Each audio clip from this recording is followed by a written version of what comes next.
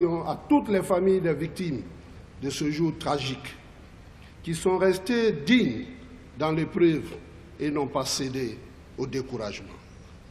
Nous sommes aussi présents pour témoigner de notre proximité aux populations de la ville de Nice et à son maire, M. Christian Estrosi. Comme nous avons été meurtris par cette barbarie, c'est aussi l'occasion de saluer le courage du peuple français qui n'a pas cédé à la peur face au lâche attentat terroriste qui a coûté la vie à 86 personnes et fait plusieurs blessés à Nice. Monsieur le maire de Nice, population de Nice, vous n'êtes pas seul. Nous sommes avec vous, nous sommes ensemble. Par notre foi en la vérité, par notre volonté d'aller de l'avant, par notre union, nous vaincrons. Le président Alassane Ouattara et toute la population ivoirienne restent solidaires du peuple français dans sa lutte contre le terrorisme sur son sol, en Afrique et partout dans le monde. Je vous remercie.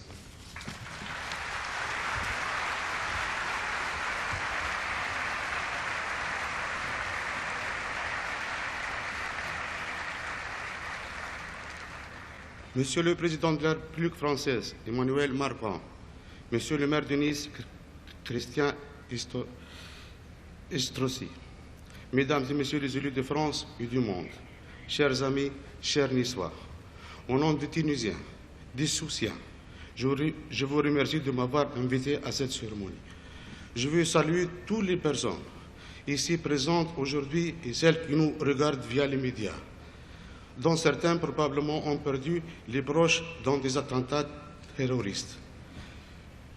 Mes pensées vont à eux et aux victimes à l'attente du 14 juillet à Nice, à leurs familles et à leurs proches. À Sousse et en Tunisie, nous avons été très affectés à l'annonce de ce terrible drame. Je souhaite, dans cette cérémonie, rendre hommage à toutes les victimes du terrorisme dans le monde.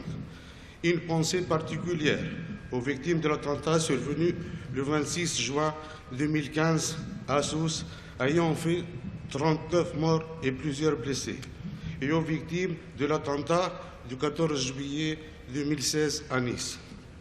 En Tunisie et à Sousse, nous sommes déterminés à combattre ce fléau qui frappe aveuglément, sans distinction religieuse ou géographique. Le terrorisme n'a ni religion, ni frontières. Il vise à diviser nos sociétés pour les rendre faibles et pour dissoudre les valeurs du vivre ensemble, chères aux Français et aux autres citoyens du monde. À cette occasion, je ne peux penser qu'à une seule chose, c'est prouver à nos ennemis que nous sommes forts et unis. Nous sommes des pays épris de la paix et notre combat est continu. Aujourd'hui, je suis optimiste, car grâce à notre union, nous aurons la force pour éradiquer l'extrémisme et la violence. Et nous sommes à Nice pour dénoncer le terrorisme et afficher une solidarité commune. Le 17 juillet prochain, c'est-à-dire dans 3 jours, je vous invite à Sousse pour assister au concert hommage aux victimes du terrorisme, co-organisé avec la ville de Nice. La cérémonie du 14 juillet à Nice et celle du 17 juillet à Sousse expriment la volonté partagée de nos peuples de construire un avenir meilleur où les maîtres mots sont la paix, la tolérance et l'amitié. Monsieur le Président de la République, Monsieur le maire de Nice, Mesdames et Messieurs, je vous remercie pour votre attention.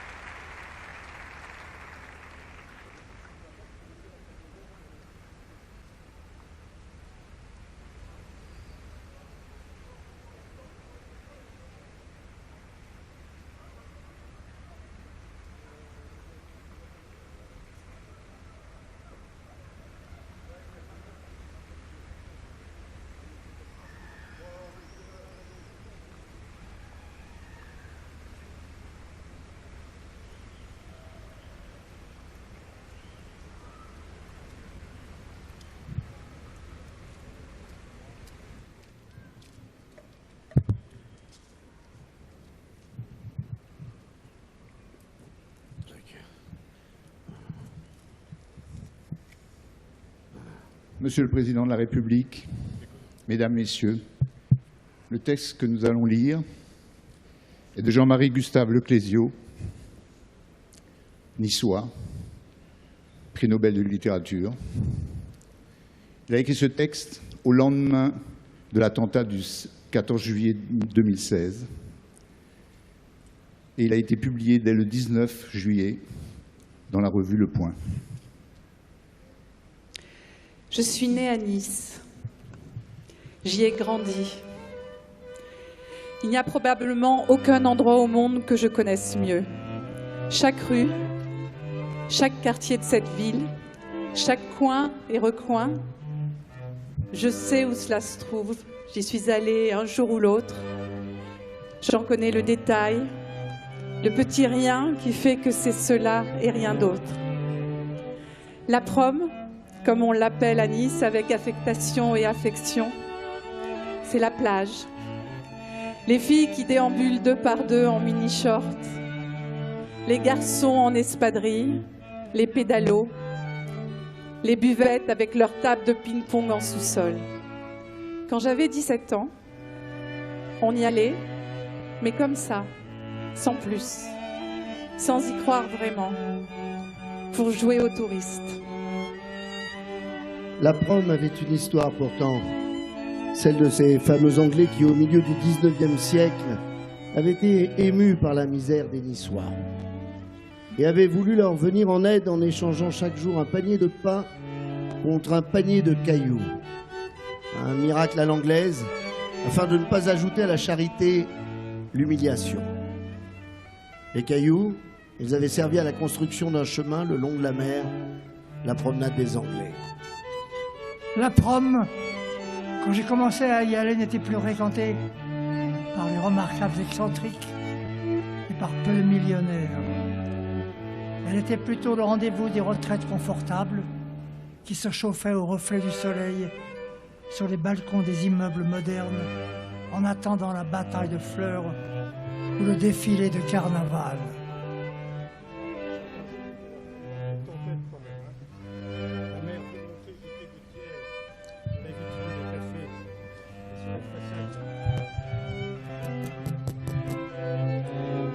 Certains jours, c'était la promenade des Anglais. Non.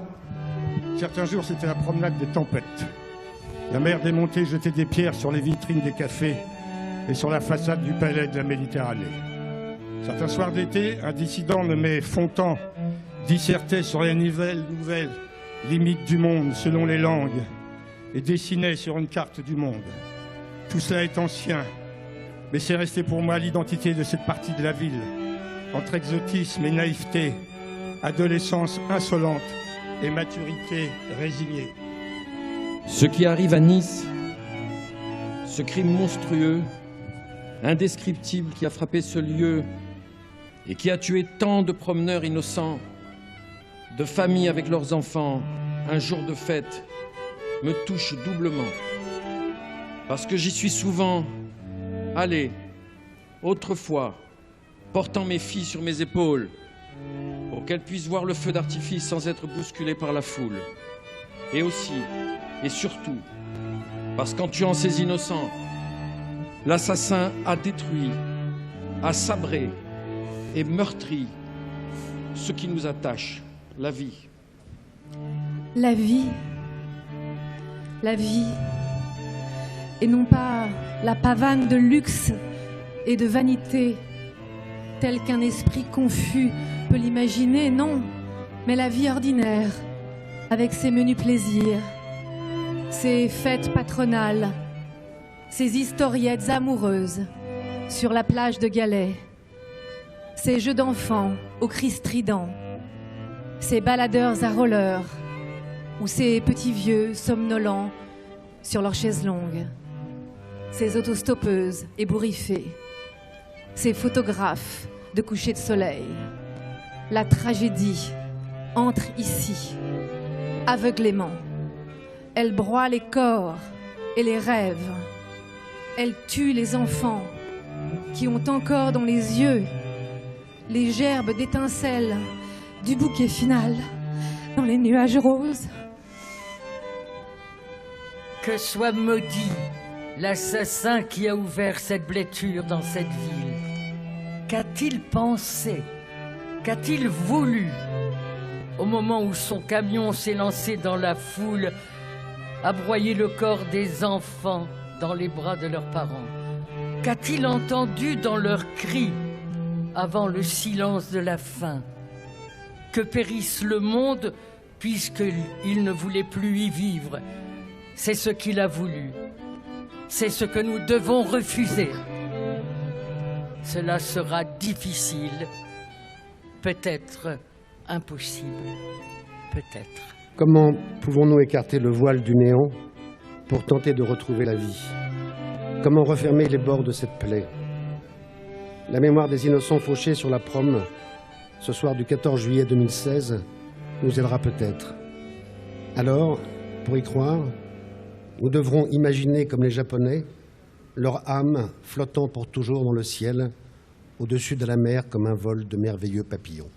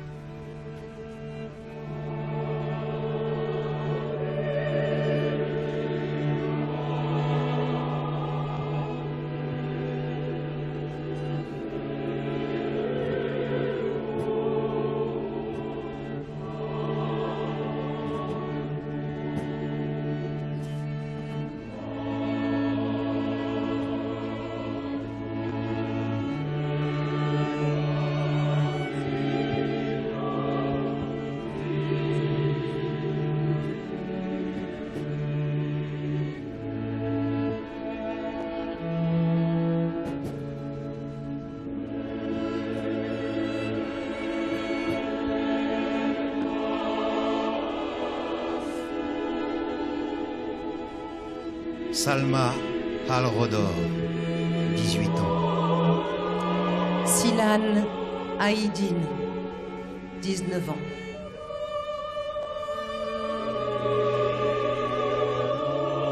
Mikhail Basilievski, 22 ans.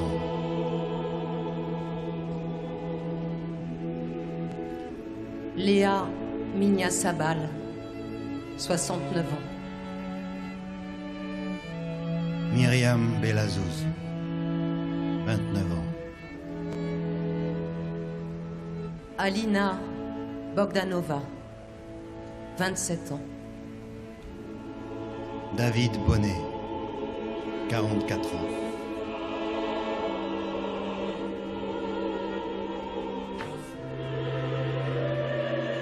Joseph Borja, 6 ans.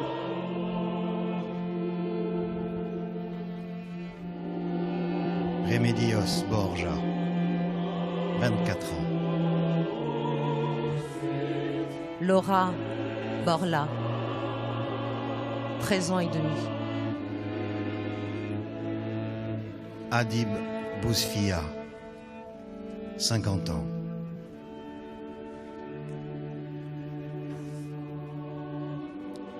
Céline Bousfia, née Ménan, 46 ans.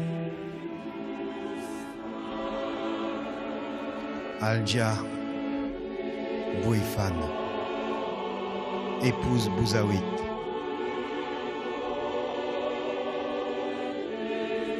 Jocelyne Caléo, 69 ans.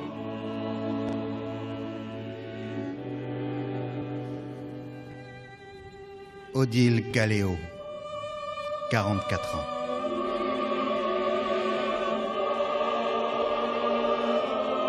Mathias Biliez, 45 ans. Linda Casanova Sicardi, 54 ans.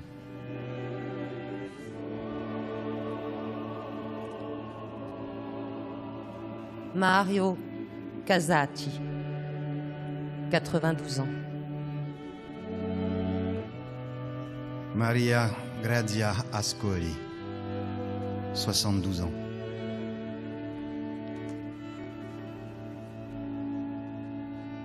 Stéphanie Césari, 43 ans.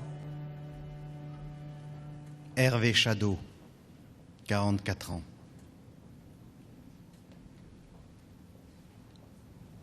Fatima Chari, 58 ans.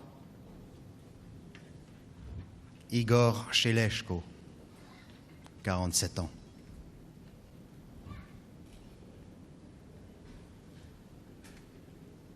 Magdalena Chanowska, 20 ans. Marzena Chanowska, 19 ans. Christinelle Coman, 34 ans. Brody Copeland, 11 ans.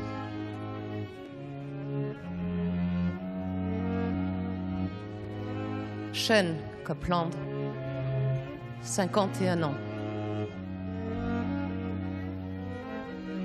Yanis Kovio, 4 ans et demi.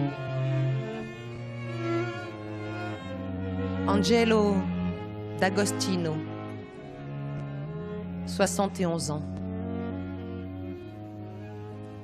Diana Mousset, épouse d'Agostino, 68 ans. Elisabeth G. Assis Ribeiro, 30 ans. Kayla G. Assis Ribeiro, 6 ans. Christiane Fabry, 68 ans. Hugues Mismac, 49 ans. Bruno Luigi Villani, 42 ans. André Raffaelli, 17 ans.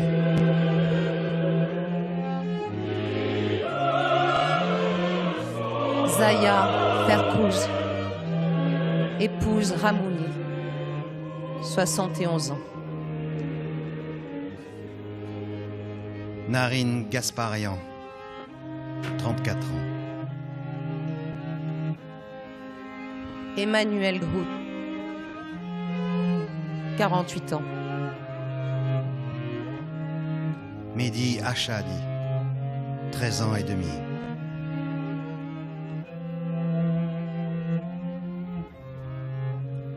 Fatima Marzouk, 42 ans. Elouane Aterman, 12 ans. Pierre Aterman, 56 ans.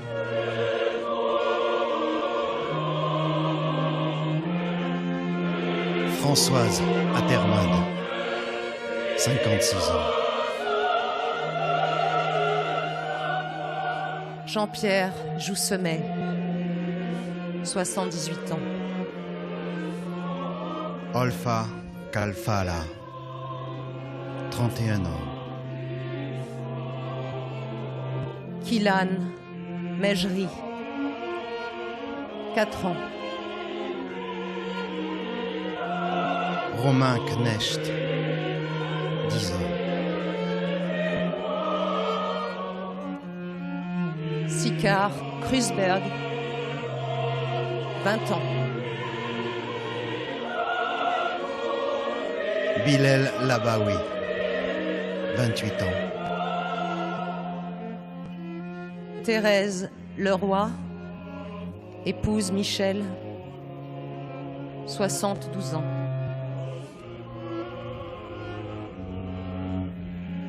Nicolas Leslie, 20 ans. Christiane Locatelli, 78 ans. François Locatelli, 82 ans. Véronique Lyon, 55 ans. Gisèle Lyon, 63 ans. Germain Lyon, 68 ans. Michael Pellegrini, 28 ans.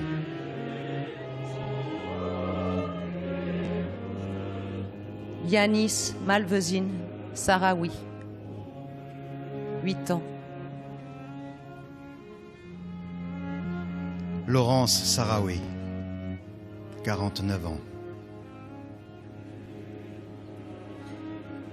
Léana Sarawi Dariste, 2 ans et demi. Raymond de Maman, 77 ans.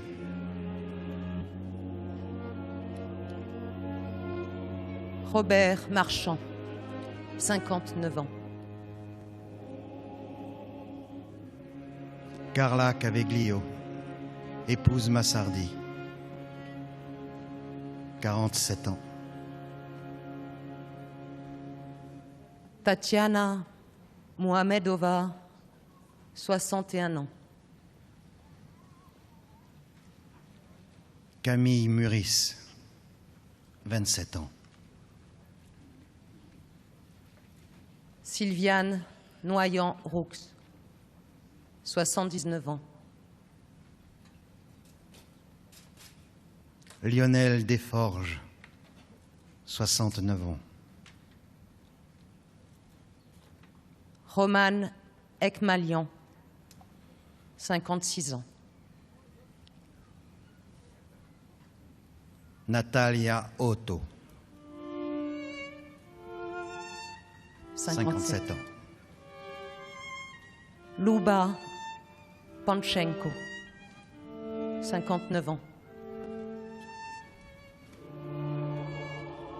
Marina Panchenko, 32 ans.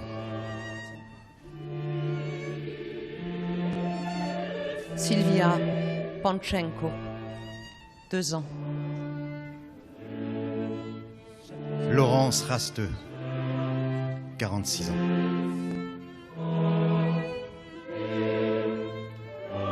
Mino Razafi Trimo Rakoto Malala, 31 ans.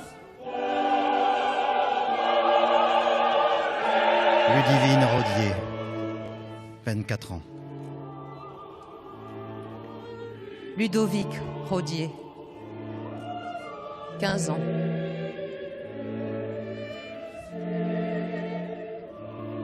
Victoria Sachenko, 21 ans. Saskia Schnabel, 29 ans. Rachel Servonnet, épouse Herbs, 39 ans. Mohamed Toukabri, 58 ans. Marie-Pierre Vial, née Gasque, 56 ans. Ami Vimal de Murs, 12 ans et demi.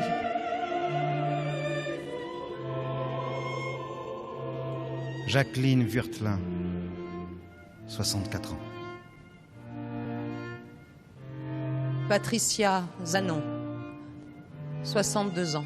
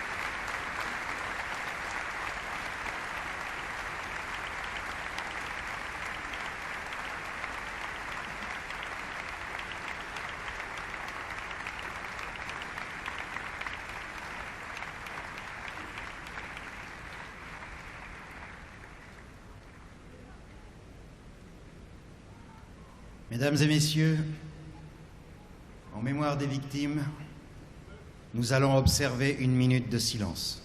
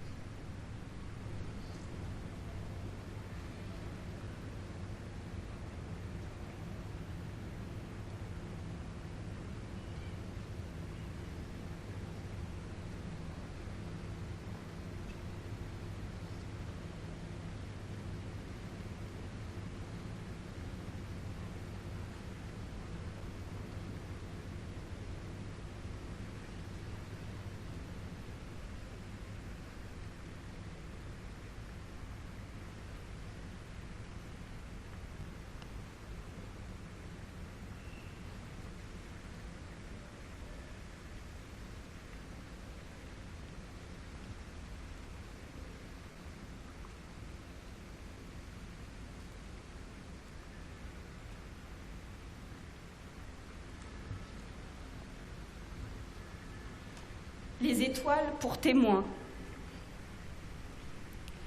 Si nous pouvions interroger les étoiles,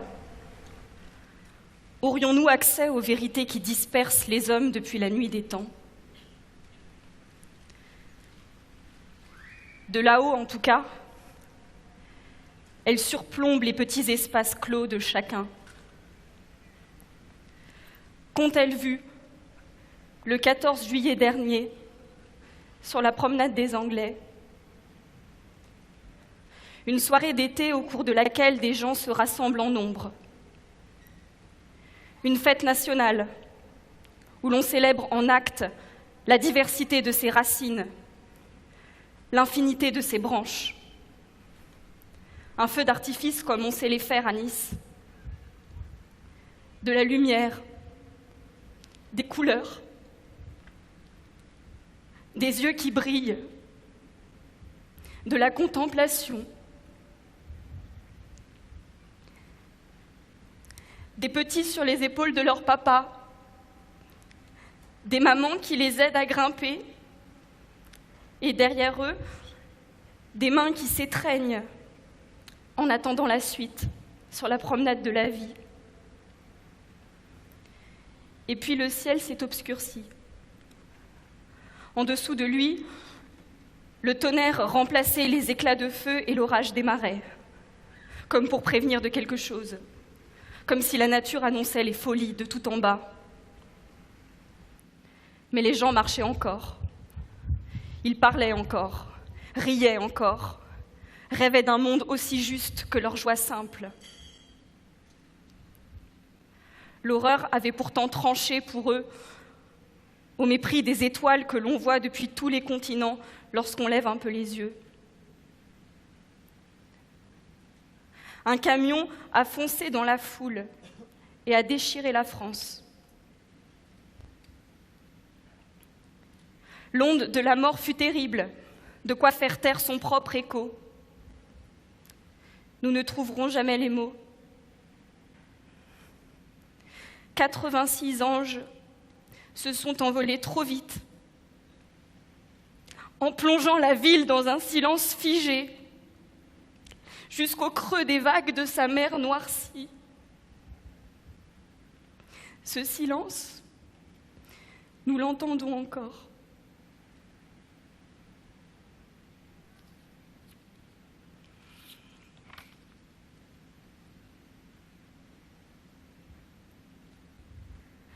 Que verront les étoiles au-dessus de nos têtes ce soir? Une soirée d'été au cours de laquelle des gens se rassemblent en nombre.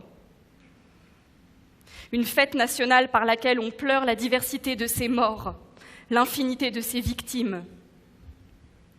Cette fois-ci, les personnes présentes auront du mal à rire et encore plus de mal à rêver. Elles marcheront cependant dans la même direction, sur la promenade de ceux qui ont perdu la vie. L'an dernier, elles ont vu par où le ciel s'était obscurci. Et elles ne sont pas dupes. Les dieux des uns et les étoiles des autres n'ont rien à voir là-dedans. Seule la folie des hommes est à blâmer, enrôlée par des foyers de haine stériles. Elles ont aussi vu d'où pouvait venir la lumière qui dissout les ténèbres dès qu'elle saisit le courage et le cœur des hommes. Elle n'a jamais changé de forme, mais il est bon d'en rappeler la teneur dans les temps troublés. La lumière provient toujours d'un dialogue franc où l'on parle quand il faut parler, où l'on écoute, où l'on pardonne et où l'on hausse le ton parfois. Elle s'appuie toujours sur une mémoire assumée grâce à laquelle on retrouve les traces de nos vies communes. Elle éclaire enfin un espoir éternel, celui dans lequel brille l'essentiel, des gens qui se rassemblent, des enfants qui grandissent, et le bruit tranquille des vagues.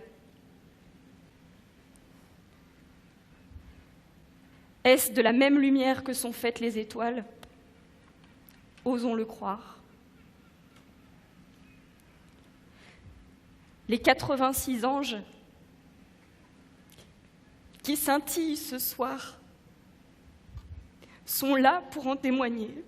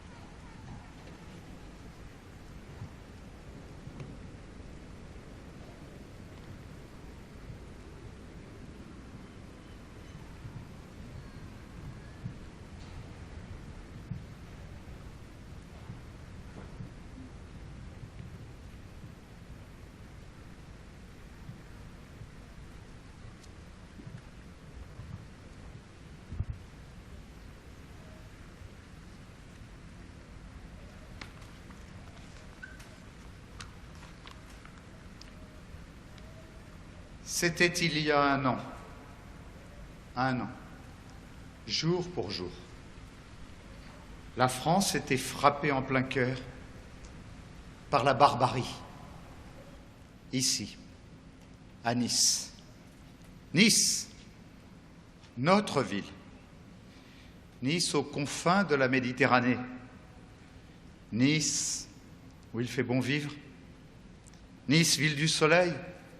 Nice, ville du bonheur. Et soudain, le malheur s'est abattu sur nous, tous unis sous une même bannière, celle de la République, pour fêter notre 14 juillet.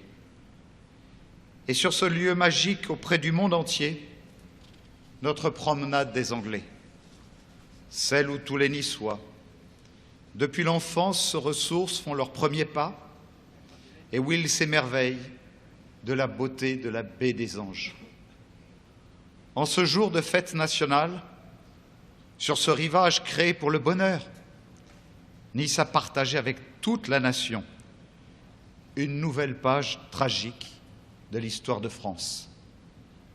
86 innocents, des femmes, des hommes, des enfants, de tous âges, de toutes confessions, des Français et des étrangers ont été assassinés par un homme qui, au nom d'une idéologie, nie toute l'humanité. C'est ainsi qu'a été assassinée la vie. C'est ainsi que la promenade des Anglais s'est tue, ensevelie sous un silence que personne ne pourra jamais oublier. Avec tous ceux qui étaient là, nous n'oublierons rien de cette monstrueuse tragédie qui restera à jamais enfouie dans ma mémoire. Mais ce que vous, les familles, avez vécu ce soir-là est indicible, est innommable, est inimaginable. Ni le temps, ni les témoignages d'affection n'effaceront votre douleur. Heureusement, il y a ces héros anonymes qui ont accompagné les victimes avec tant de courage, tant de compassion, tant d'efficacité, tant de bienveillance, rendant leur hommage et qu'ils en soient remerciés. Merci également à tous les membres des services, des institutions ainsi qu'à tous les bénévoles qui ont œuvré pour sauver des vies ou venir en aide aux blessés. Ce sont des héros, nous sommes fiers d'eux. Merci à toutes les personnalités qui nous ont témoigné leur soutien depuis ce jour du 14 juillet 2016, en toutes circonstances. Merci à vous, représentants d'Abidjan, qui célébrerait dans quelques jours de cela la francophonie au cœur de l'Afrique. Merci aujourd'hui à notre ville jumelle de Sousse, où nous avons pleuré avec vous les morts de cet attentat terrible de 2015. Merci au pape François de nous avoir reçus si fraternellement, sans distinction aucune, à l'image de cette merveilleuse cérémonie œcuménique que nous avons partagée tous ensemble ce matin. Merci du fond du cœur à tous ceux qui sont présents parmi nous ce soir. Permettez-moi de citer Son Altesse Sérénissime Albert II de Monaco, Messieurs les Présidents, Nicolas Sarkozy et François Hollande. Merci tout particulièrement à vous, Monsieur le Président de la République. Nice n'oubliera jamais l'honneur que vous lui faites par votre présence. Ce matin, Nice à la belle, notre hymne a résonné devant la nation tout entière à votre initiative, sur les Champs-Élysées. Ce geste, comme vos propos, nous sont allés droit au cœur, à nous Niçois comme à toutes les familles. Ne l'oublions pas, cette journée de recueillement et d'hommage est la leur. Nous sommes tous réunis ici pour leur dire que nous sommes à leur côté, aujourd'hui et demain. Vous avez forgé notre admiration par votre dignité, par votre courage, qui ont jalonné ces 12 derniers mois. Nous ne vous abandonnerons jamais. au moment où nous pleurons vos disparus, au moment où nous pleurons vos blessés, vous êtes tout simplement notre espoir, l'espoir de tout un peuple.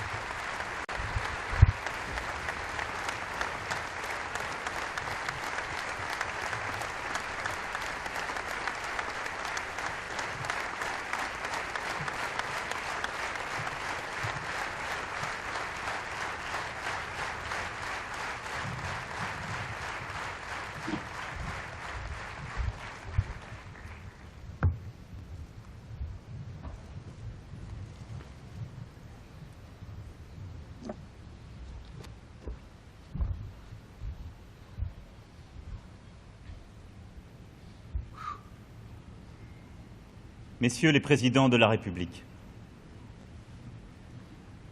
Monsieur le Président du Sénat, Monsieur le Président de l'Assemblée nationale,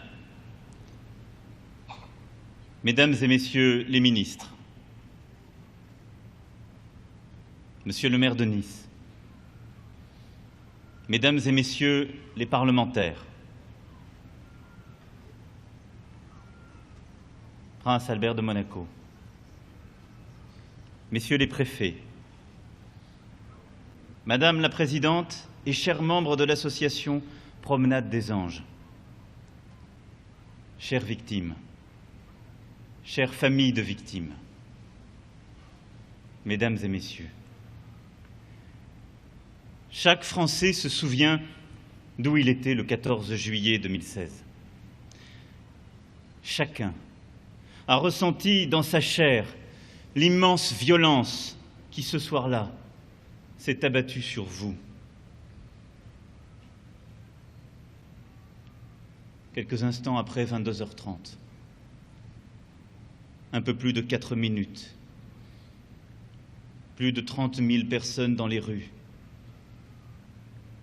et en un instant à peine, 86 morts, plus de 460 blessés, et encore à venir et à reconnaître. Le 15 juillet, la France s'est réveillée, sidérée et meurtrie. Nos regards se sont portés sur les victimes, sur ces vies fauchées, ces bonheurs brisés.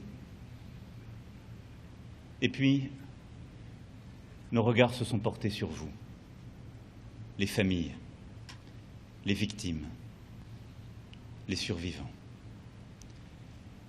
Alors la France s'est mise à l'unisson de votre douleur.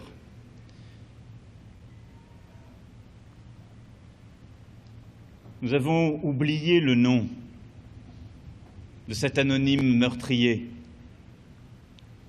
mais nous avons appris le nom des morts, de nos morts. Nous avons gravé dans notre mémoire le visage de ces êtres que vous aimiez plus que tout au monde. Et la nation, ce 15 juillet, fut saisie de ce vertige que donne la disparition brutale d'un proche. Ce furent des jours d'horreur et de deuil. Mais vous qui avez été attaqués, comme vous avez été héroïques, policiers, municipaux et nationaux, pompiers, services de secours, personnel de santé, médecins et soignants, bénévoles, services de la ville, de l'État, vous toutes et tous, anonymes, comme vous vous êtes battus. Vous qui traversiez le plus noir cauchemar, vous qui portiez le fardeau de l'effroi et des larmes, comme vous avez été forts. Vous qu'on avait voulu frapper au cœur. comme vous avez été digne. Dans ce malheur incompréhensible et infini qui était le vôtre, c'est vous qui avez trouvé les mots qui consolent. C'est vous qui avez eu les gestes de fraternité, de solidarité, qui font que la vie, qui avait suspendu son souffle, a repris lentement. Alors le pays s'est remis en chemin. Voyant que votre souffrance ne vous détournez pas des valeurs qui nous sont chères, que l'humanité, grâce à vous, reprenait ses droits sur la barbarie, les Français ont chassé le doute qui les avait un instant saisis. Ils ont vu les familles s'épauler, les voisins se soutenir. Nous avons vu l'amitié et l'entraide relever ce que le deuil avait mis à genoux. Nous avons vu les liens puissants de la solidarité faire leur œuvre et nous avons vu la générosité des Niçois avec ceux qui, touristes, étrangers, étaient perdus ici, ne savaient plus à qui se confier. C'est vous, peuple de Nice, qui avez à la France entière rendu cette force profonde que l'attentat du 14 juillet avait mise à sérieuse épreuve par votre énergie, votre refus de vous laisser dompter par la peur et la violence. Vous avez permis que la nation redresse la tête. De cela, je veux aujourd'hui vous remercier. Je ne tairai pas ici ce soir les reproches qui se sont faits jour après l'attaque. La colère de beaucoup s'est concentrée sur la puissance publique. Et j'ose vous le dire, comme chef de l'État, je comprends cette colère. Lorsque l'impensable se produit et déchire nos vies, on en cherche les causes. Et l'État, alors, doit regarder ses responsabilités en face. Et si la République était frappée de surdité quand ses fils et ses filles lui crient leur douleur et leur indignation, elle ne serait pas la République, mais un régime fragile, à bout de souffle. Mais je veux vous dire aussi, je connais les dirigeants politiques qui alors ont pris en charge la situation. Je sais leur intégrité et leur humanité. Le président François Hollande, le Premier ministre Manuel Valls, le ministre de l'Intérieur Bernard Cazeneuve et avec eux tous les services de l'État ont inlassablement combattu le terrorisme. J'ai vu leur succès, ces attentats déjoués, ces terroristes arrêtés avant le passage à l'acte. Et j'ai vu, le 14 juillet 2016, leur sidération et leur consternation. Mais dans cette secousse profonde qui a ébranlé ce que nous faisons, ce que nous croyons, comment trouver les mots qui réconfortent? Comment convaincre que l'on a fait tout ce qui était en son pouvoir? C'est un exercice presque impossible. Parce que ces noms que nous venons d'entendre, vous en connaissiez les visages, les voix, les rires, les présences. Alors oui, il faut affronter la rage qui se libère et s'exprime. C'est celle dont parle un ancien élève du lycée Masséna. « Oh, mon cœur étonné, triste jusqu'à la mort, j'ai promené ma rage en ces jours blancs et froids. » Cet élève de Nice, c'était Guillaume Apollinaire. Et cette rage, je le sais, beaucoup d'entre vous la portent encore au creux de l'estomac. La douleur a fissuré la confiance indispensable qui doit régner entre la République et les citoyens. Mais c'est justement en ces moments que nous pouvons vérifier la force de nos liens. Et je vous le dis ce soir, ces liens sont indestructibles. tout sera fait pour que la République, l'État, la puissance publique regagnent votre confiance, pour que cette épreuve inconcevable, loin de nous diviser, nous rassemble. Je l'ai promis à votre maire, Christian Estrosi, qui s'est tant mobilisé pour que l'État agisse.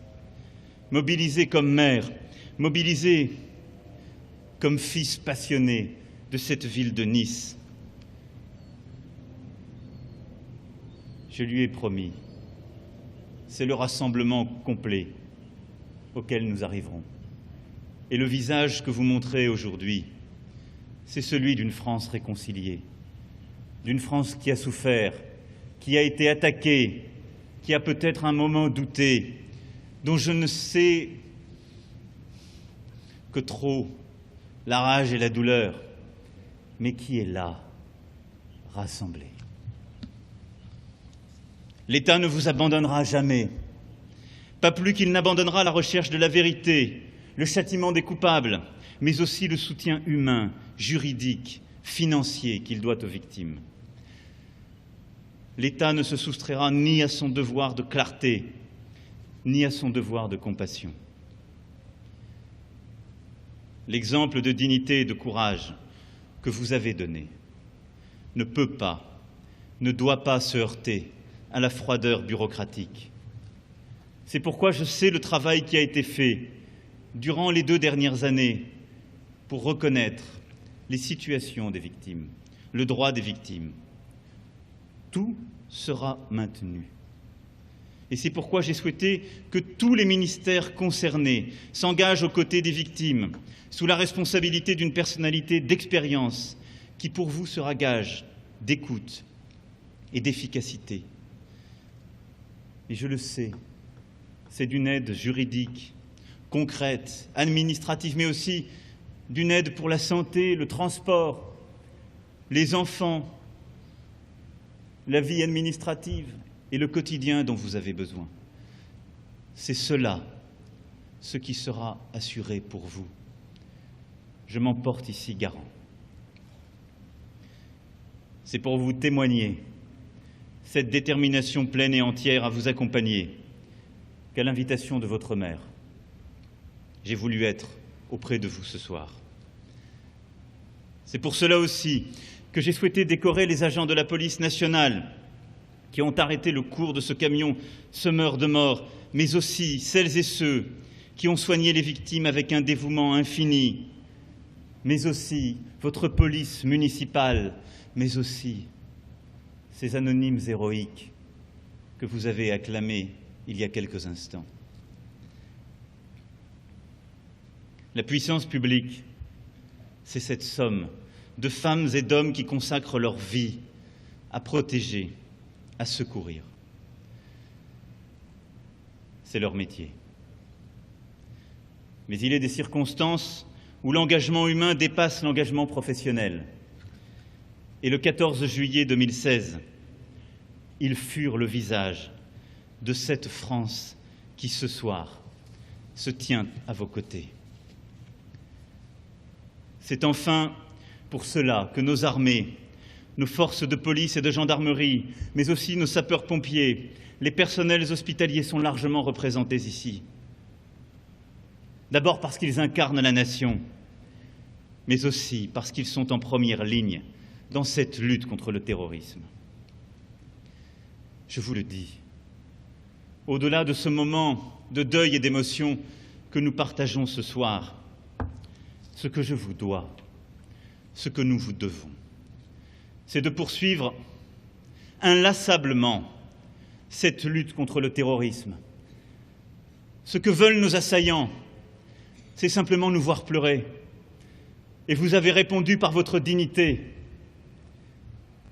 Nous répondrons par la lutte sans merci, à l'extérieur de nos frontières et à l'intérieur de nos frontières, contre le terrorisme, partout, en nous organisant, en continuant à agir, en continuant à prendre les dispositions nécessaires pour affronter la menace, mais en préservant aussi nos valeurs, notre état de droit, l'amour de la liberté et le souvenir de ces visages qui, ce soir du 14 juillet, aimaient la liberté. Furieusement. Nous devons à nos morts ce combat sans merci. Ce conducteur de camion, dont je ne rappellerai jamais le nom, était le fruit de ce terrorisme qui s'infiltre insidieusement dans les esprits. Et en arracher la racine est vitale. C'est pourquoi notre combat, c'est aussi un combat de chaque jour, inlassable, discret, dont vous avez chacune et chacun une part de la charge. C'est le combat de la culture, de l'intelligence, de l'école, pour prémunir les esprits et la tentation de l'obscurantisme. C'est le combat pour redonner le sel de ce qui nous tient, de l'union même de la nation, de ce qui fait notre devise. C'est le combat économique et social pour que le fanatisme ne puisse plus croître sur le terreau de la misère et du déclassement.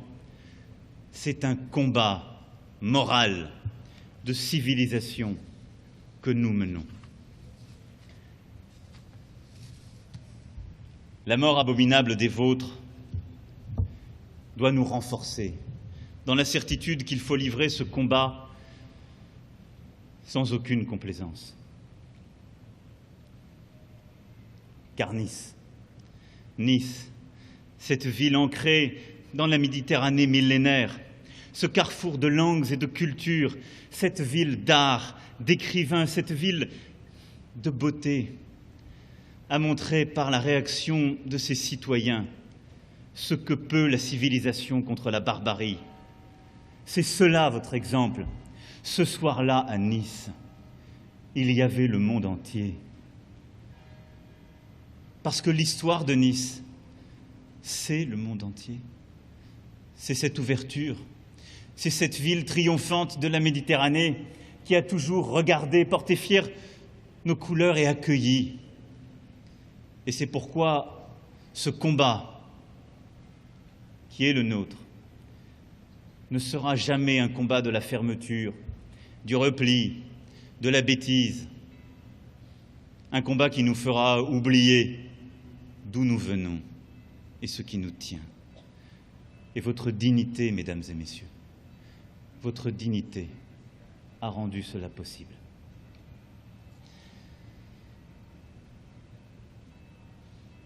Le 14 juillet à Nice était un des plus beaux de France. Un des plus beaux. Le reflet du feu d'artifice sur la mer d'huile de la baie des Anges, les familles se côtoyant joyeusement sur la promenade des Anglais, la douceur des nuits d'été, tout cela lui donnait un moment de grâce particulière, connu de tous. Le 14 juillet niçois ne sera plus jamais le même. Et il ne sera plus jamais tout à fait le même en France. S'y mêlera toujours cette amertume du souvenir des victimes, de toute cette douleur si soudaine, si vive. Mais ne cherchons pas à chasser cette amertume, ne la cachons pas. Gardons-la au contraire en nous, comme une trace où s'accroche notre mémoire, une trace ineffaçable qui donne sens à nos combats, une morsure, celle du destin, qui doit nous rappeler à chaque instant que nous sommes debout pour cela, pour eux. Vos morts sont devenus nos morts, et nous nous battrons pour eux autant que nous les pleurerons. Nous tirerons d'eux la force de lutter pour nos valeurs. Ils seront cette lumière qui refuse la victoire des ténèbres. Mesdames et messieurs, le 14 juillet 1789 fut pour la France un jour de combat pour la liberté. Et peu à peu, il était devenu un jour de fête. Et nous avions presque oublié le sel de ce combat. le 14 juillet 2016, nous a rappelé brutalement le prix de cette liberté. Nous n'avons pas choisi de payer ce prix si élevé, si amer, mais nous l'avons payé. Vous l'avez payé. Cette liberté, nous savons désormais ce qu'elle coûte. Vous le savez dans votre chair, dans vos vies. Et nous savons ce que nos ennemis sont prêts à faire pour nous en priver. Alors ce soir, grâce à vous, la France est encore un pays où la liberté prévaut.